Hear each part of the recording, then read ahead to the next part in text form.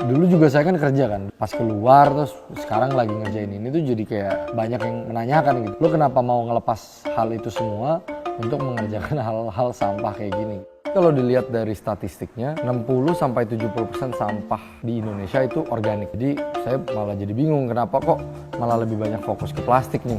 Kalau gitu sebenarnya yang lebih butuh untuk diberikan solusi adalah sampah organik dong. Jadi kita merasa kayaknya nggak mungkin deh ini nggak ada economical benefit-nya. Jadi kita pikir kita harus berjalan nih ke arah si sampah organik ini.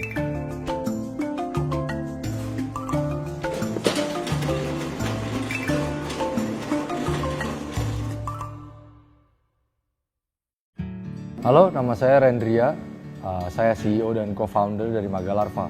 Gue pengen punya usaha dan gue pengen meluangkan waktu gue to be part of the solution of the environmental problem lah. Dan emang dari dulu tertariknya sama sampah. Yang tadi saya bilang 60-70% sampah kita tuh kan organik. Jadi for instance Jakarta saja itu perharinya ada 7.000 ton sampah tercampur tuh semuanya. Kalau 60%-nya mungkin sekitar 4.200 ton perharinya. Dan hal itu tuh cukup mengenaskan karena ditumpuk terus aja gitu. 7.000 ton setiap harinya dijadiin gunung dan segala macam lah. Mau sampai kapan hal itu dibiarkan terjadi? Karena environmental problems-nya tuh banyak banget. Jadi hal itu sih sebenarnya yang menurut kita tuh penting untuk orang-orang tahu, dan permasalahan sampah tuh is much bigger dan sebenarnya sekarang diobrolin gitu.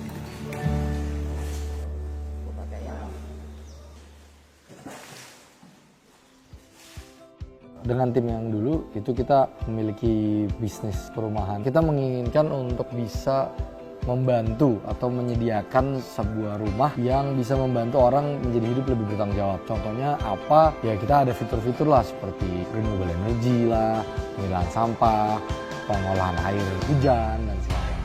Namun pertanyaan yang pada saat itu keluar adalah kita mau lanjut perjalanan ini atau enggak. Cuma pada saat itu kita coba refleks ke pencapaian kita. Oh ternyata pengaruhnya bisa dibilang kurang sesuai dengan harapan kita. Jadi kita menyadari bahwa cukup sulit untuk bisa mengubah orang hanya dengan fitur-fitur tersebut.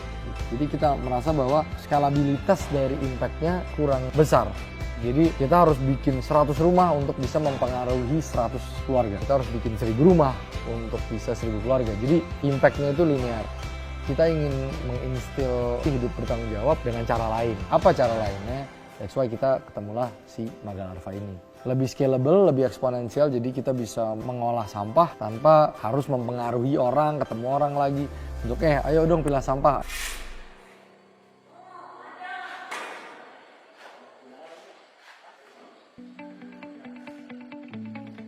Magalarva itu produsen dari protein yang sustainable, yang bisa digunakan sebagai bahan baku untuk pakan ternak, dan diproduksinya itu menggunakan bantuan teknologi merupakan spesies dari serangga yaitu black soldier fly.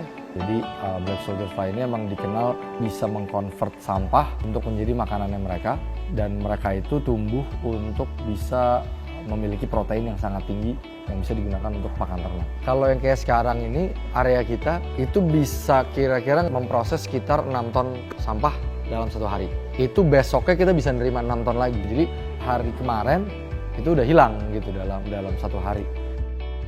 Kenapa kita yakin? Karena at that point sama at this point juga solusi untuk sampah organik itu belum terlalu banyak emang. Dan yang pada saat itu praktis yang sudah ada di Indonesia adalah pengkomposan. Kekurangan dari sistem tersebut adalah kebutuhan lahannya sangat-sangat intensif.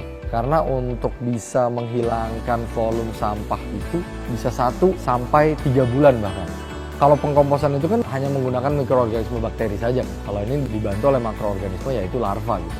Kami yakin bahwa Magalarva bisa menjadi part of the solution dari dua masalah, yaitu permasalahan sampah. Kita bisa mengeliminasi sampah dengan menggunakan si teknologi ini.